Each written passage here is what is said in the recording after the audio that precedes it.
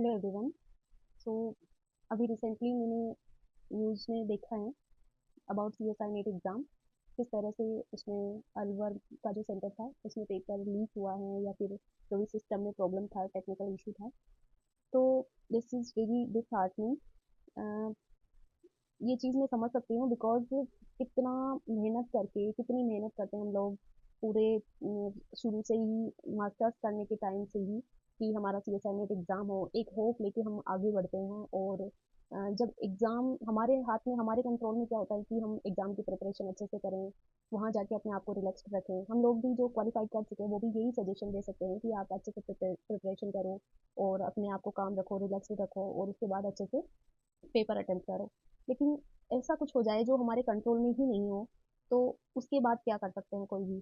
तो ये काफ़ी डिसहार्टनिंग है कि ऐसा हुआ कि जो बिल्कुल आउट ऑफ कंट्रोल चीज़ थी, जिसमें तो पूरी सिस्टम की गलती है कि किस तरह से वो जो एग्ज़ाम सेंटर है, आप एनटीए को भी इसमें दोषी नहीं मान सकते क्योंकि वो कहीं न कहीं पे किसी न किसी इंस्टीट्यूशन को तो एग्ज़ाम कंडक्ट कराने के लिए देंगे। लेकिन ये जो मेन फॉल्ट है, ये एग्ज़ाम सेंटर वालों का है कि उन्होंने सिस्टम को पहले से चेक नहीं किया। इतनी इर्रेस्पॉन्सिबिलिटी किसी की भी करियर के साथ, किसी के फ्यूचर के साथ कोई कैसे खिलवाड़ कर सकता है।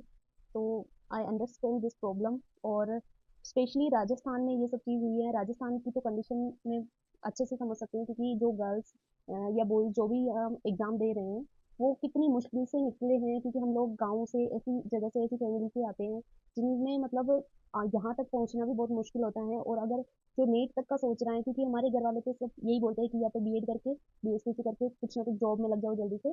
तो कितना कन्विंस करना पड़ा होगा, कितना बहुत मुश्किल रहा होगा यहाँ तक पहुँचना, यहाँ की जर्नी। फिर इतनी प्रिपरेशन करके, इतना टाइम एनर्जी सब वेस्ट करके, और फिर इस तरह की कोई न्यूज़ आती है तो बहुत ज़्यादा बुरा लगता है। तो इसके लिए आप अपनी वॉइस रेज करें। और इसका मतलब ये नहीं कि आपकी जो प्रिपरेशन है वो वेस्ट हो जाएगी। प्रिपरेशन या हार्ड वर्क कभी भी वेस्ट नहीं जाता है। तो अपनी अपने आप पे भरोसा रखें और इसके लिए अपनी वॉइस को रेज़ करें और आगे तक हायर अथॉरिटी तक अपनी जो भी आवाज़ है उसको पहुँचाएँ। और होपफुली इसके अगेंस्ट कुछ ना कुछ स्ट्रिक्ट एक्शन लिया जाएगा और आपको जस्टिस ज़रूर मिलेगा। तो थैंक यू।